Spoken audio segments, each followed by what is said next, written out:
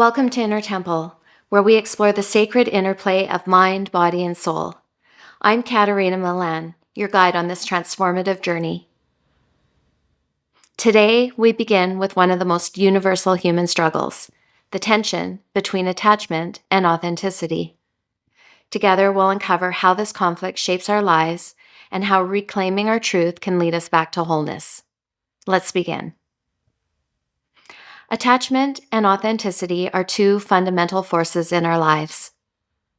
Attachment is the need for connection, for belonging, for safety in our relationships and environment. It's a survival mechanism that's deeply rooted in us, especially as children. Authenticity, on the other hand, is the need to be true to ourselves, our thoughts, feelings, and individuality. It's the force that drives us to express who we really are. These forces often come into conflict.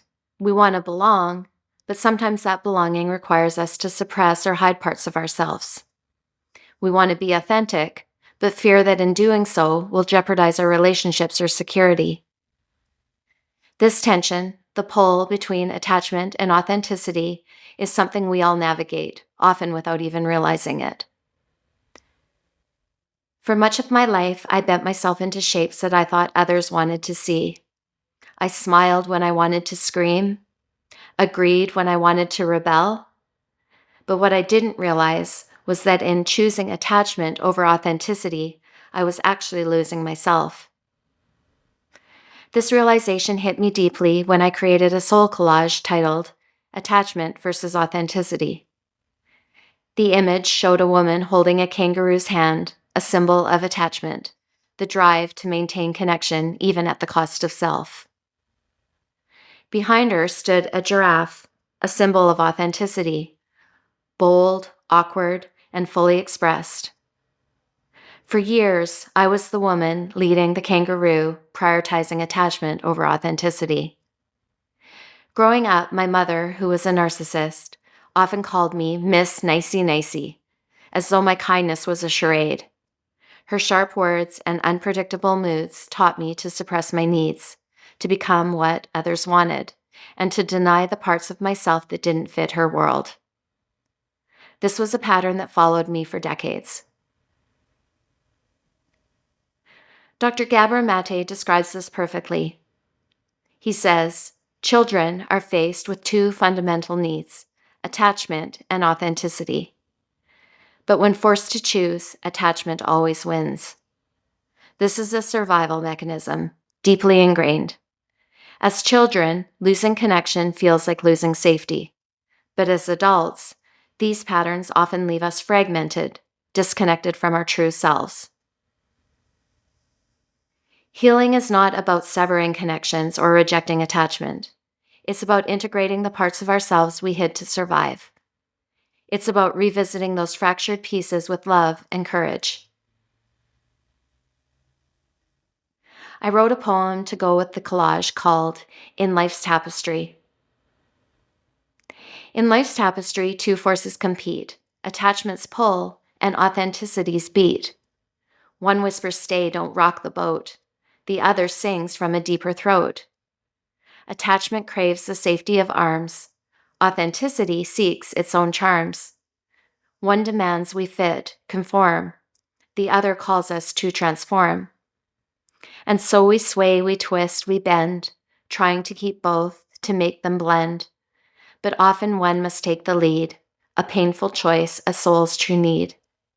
Yet in the balance there's a way to honor both and find our stay, to love, connect, but not betray, the self that longs to find its stay.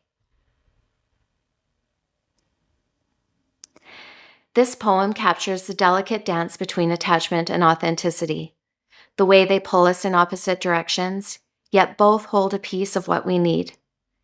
It reminds me that the goal isn't to reject attachment or strive for authenticity at all costs, but to find a balance where both can coexist. For me, that balance began with listening to the whispers of authenticity that I had ignored for so long.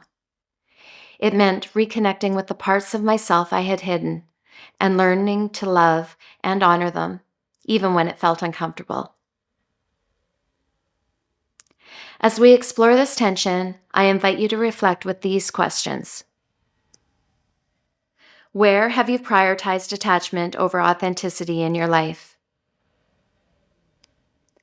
Where have you prioritized attachment over authenticity in your life? 2. What would it look like to honor your truth in one small way today? What would it look like to honor your truth in one small way today? And 3, what part of yourself have you hidden, and how might you begin to reclaim it? Take your time with these questions. They are seeds of healing. As we close this first episode, I want to remind you, you are all that you need.